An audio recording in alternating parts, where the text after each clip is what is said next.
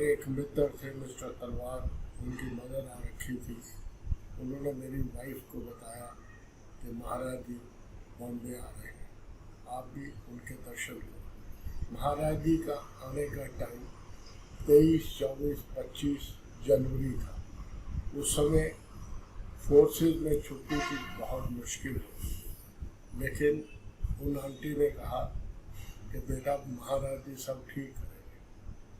हमारे DIG inspection पे आ रहे थे, तो मेरे हाथ में लीव एप्लीकेशन था और मैं गेट पे ड्यूटी पे था। पहले मेरे असिस्टेंट कमांडेंट आए तो उन्होंने बोला राजा क्या है तेरे हाथ में? तो मैंने कहा सर मेरी वाइफ के गुरु आ रहे हैं और मुझे छुट्टी चाहिए। तो उन्होंने बिना पूछे उस कागज पे साइन कर दिए। थोड़ी देर के बाद कमांडेंट आ गए, उन्होंने भी पूछा कि वाधवा तेरे हाथ में क्या है? उनको भी मैंने वही कहा कि मेरी वाइफ के गुरु आ रहे हैं और मुझे उनके दर्शन में जाना। उन्होंने भी बिना रजिस्टर में चढ़ाई मेरी छुट्टी उसी पेपर पे सैंक्शन कर। तब महाराज जी थाने में सत्संग घर में आना था, तो हम वहाँ पे गए, उनके दर्शन करें। रात को महाराज जी ने एरिया वाइज संगत को दर्शनों के लिए बुलाया था। जो हमारे न्यू बॉम्बे के लोग थे उसमें सिंधी लोग ज़्यादा थे और वो बुजुर्ग थे।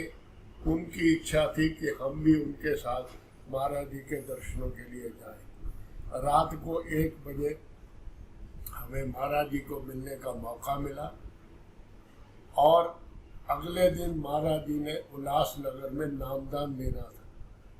मेरी वाइफ ने तो पहले ही बोला था कि मैं नामदान लूँगी, लेकिन अगले दिन मैं भी उल्लासनगर गया और मैंने भी नामदान ले लिया। इसी तरह फरवरी में मेरी एल्डर सिस्टर के हस्बैंड की डेथ हो गई और हमें अचानक दिल्ली आना पड़ा। मैं और मेरी वाइफ बच्चों को बॉम्बे ही छोड़ के हम दिल्ली आए और अपने घर की सब फॉर्मेलिटी पूरी करने के बाद हमने उन्हीं आंटी को फ़ोन करा, क्योंकि वो दिल्ली में रहती थी। तो उन्होंने बोला कि महाराज जी शाम को दर्शन देते हैं, क्योंकि महाराज जी आज रात को अमेरिका जा रहे हैं। तो हम सुबह मॉडल टाउन में उनके आश्रम में पहुंचे और रिसेप्शन में जाकर मैंने कहा कि हमें महाराज जी को कोठी में मिलना है। तो वहाँ पे जो भी सेवादार था तो उसने कहा कि आपने पहले अपॉइंटमेंट ले रखी है? तो हमने कहा जी पहले तो अपॉइंटमेंट नहीं ली। अभी ये बात मैं कर ही रहा था तो एक बुजुर्ग आए, उन्होंने कहा कि वधवा साहब कौन है?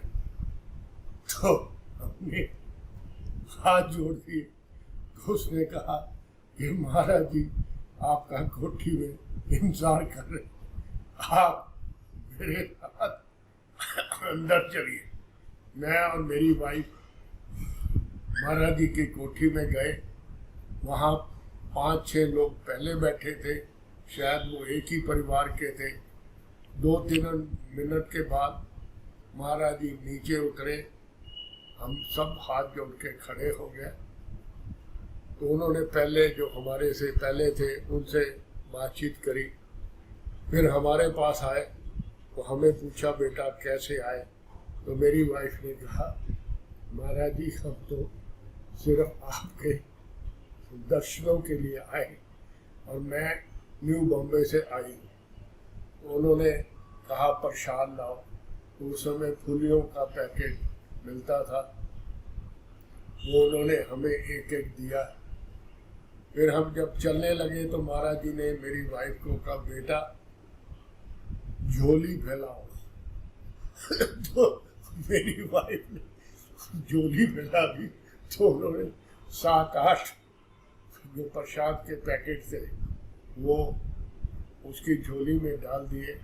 महाराज जी ने बोला कि ये आप न्यू बॉम्बे में जाकर संगत में बांट देना। इस तरह हम लोग सावन कृपाल रूहानी मिशन के साथ जुड़े।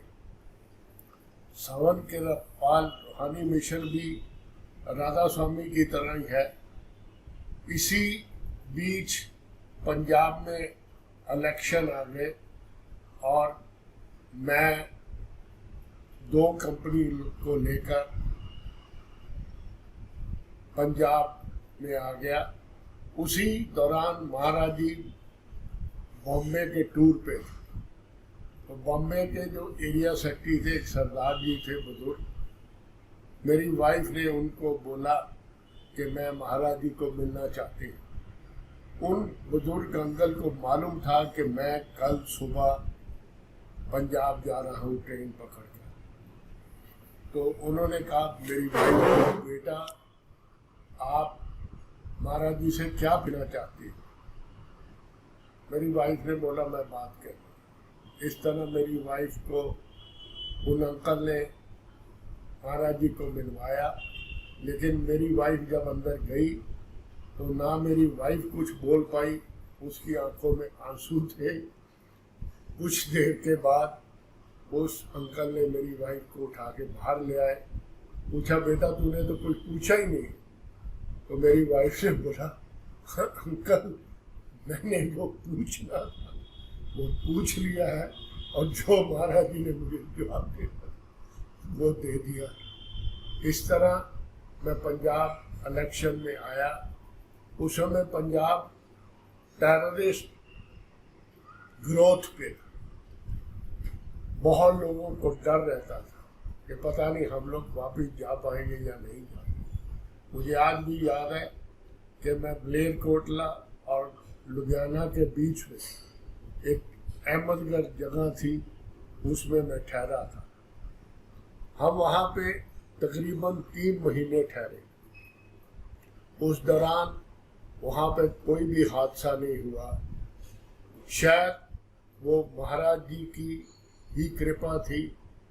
जब हम 3 महीने के बाद वापस आए, मुझे आज भी याद है कि 12 बजे हमारी लुधियाना से ट्रेन थी दिल्ली की और दिल्ली से फिर हम आगे बॉम्बे के लिए आना था। जब मैं बॉम्बे पहुंचा तो सबसे पहले मैंने बॉम्बे पहुंच के अहमदगढ़ एक्सचेंज में एक सज्जन थे, उनको फ़ोन करा कि बेटा सब ठीक है। तो उन्होंने मुझे बोला अंकल ठीक नहीं है। आपके जाने के बाद उग्रवादियों ने यहाँ पे अटैक कर दिया चौराहे पे और 30-40 लोगों को मार गए। तो मैं महसूस करता हूँ कि शायद वो मेरी वजह से महाराज जी ने मेरे ऊपर, मेरे जवानों के ऊपर, वहाँ के रहने वालों के ऊपर कृपा रखी। इस तरह हम लोग सावन केरपाल रूहानी मिशन के साथ जुड़े रहे।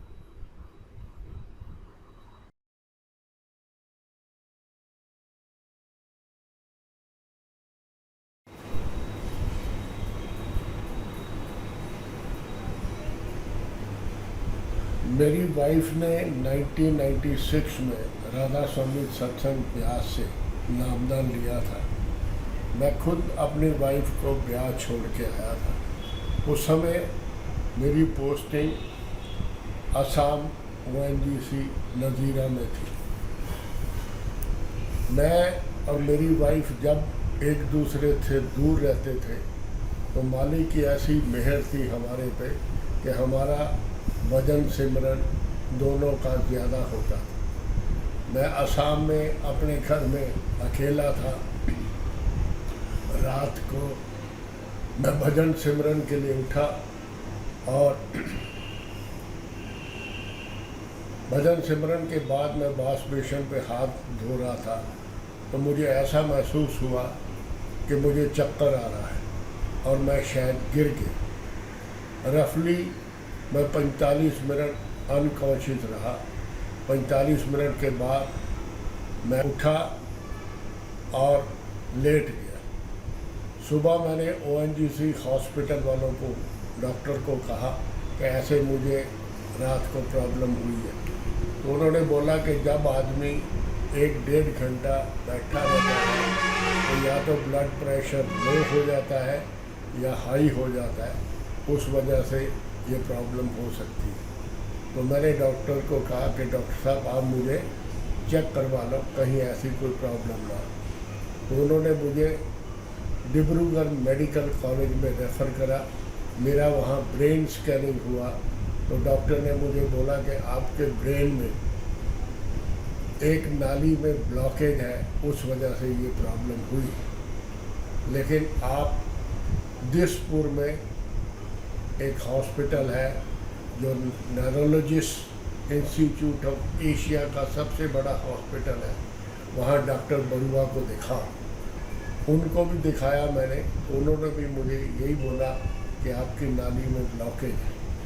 लेकिन मैं जब भी भजन सिमरन पे बैठूं तो मुझे ब्यास वाले जो महाराज जी थे या गुरु थे उनका स्वरूप नजर आए।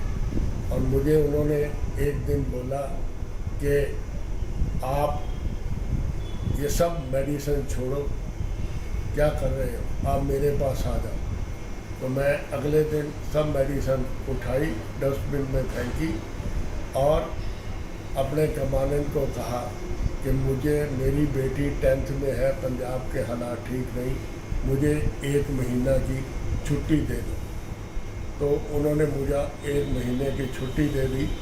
मैं इस दौरान जलंधर आ गया। अचानक आने पर मेरी वाइफ ने बोला कि आप कैसे आ गए। तो मैंने कहा तेरे गुरुओं ने टेलीग्राम करके मुझे बुलाया। मैं इस तरह जलंधर पहुंचा। मेरी बेटी के 10th के एग्ज़ाम चल रहे थे।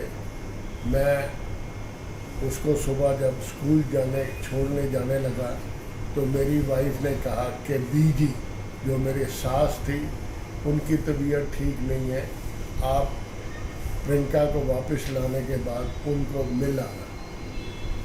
मैं प्रियंका को वापस स्कूल से जब लाया, उनको मिलने गया तो वरुण जो मेरा छोटा बेटा था वो मेरे साथ था। मैं वरुण को बोला बेटा मैं बीजी को मिलता हूँ, तुम आदर्श नगर सत्संग घर से ये पता करो कि असम वालों को नामदान कब मिलना है।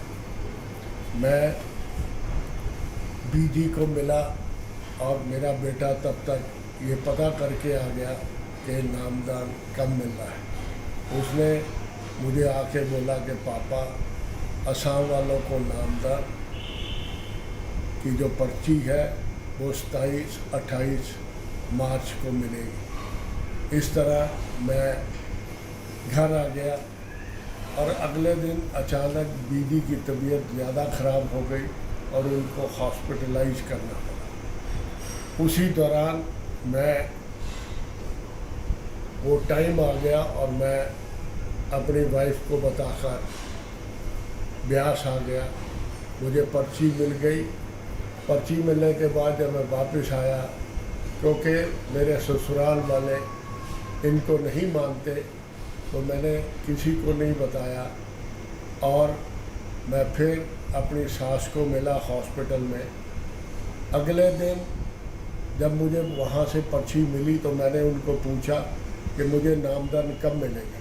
तो उन्होंने बोला वीर जी पर्ची के ऊपर ये नंबर है, आप कल बात कर लेना, हम आपको बता देंगे। इस तरह शाम को मैं और मेरा बेटा वरुण जब हॉस्पिटल में आए तो मैं सीढ़ियों पे चढ़ रहा था तो मैंने वरुण को बोला वरुण बेटा पहले हम लोग ब्यास में बात कर लेते। उस समय मोबाइल नहीं होते देखा तो उन्होंने 31 तारीख को ब्यास में नामदान मिलेगा, को 30 तारीख रात को आना हो। जब हम ऊपर गए तो देखा मैंने कि रूम में कोई नहीं था। तो हॉस्पिटलाइज वाला स्टाफ को पूछा तो उन्होंने बोला कि उनकी डेथ हो गई। हम लोग इमीडिएट घर गए अपने ससुराल में, वहाँ बीवी का जो भी फॉर्मेलिटी थी वो पूरी करी। इसी तरह हमने जो 3 दिन हो गए थे बीवी की डेथ को और मैं ब्यास पहुंचा, मुझे नामदान मिल गया। मैंने 4 अप्रैल 1998 में राधा स्वामी सत्संग ब्यास से, जो भी है प्रेजेंट गुरु है बाबा जी, उनसे नामदान की बख्शिश हुई। मैं बताना चाहता हूँ कि जब मालिक किस पे दया करता है उस समय वो सारे रास्ते अपने आप क्लियर कर देता है। इस तरह ना मेरे जो दीदी की डेथ की फॉर्मेलिटी थी, ना उसमें कोई रुकावट आई, ना मुझे नामदान लेने में रुकावट आई, ना मेरे ससुराल के परिवार को किसी को पता चला। इस तरह मैं राधा स्वामी सत्संग ब्यास के साथ जुड़ गया।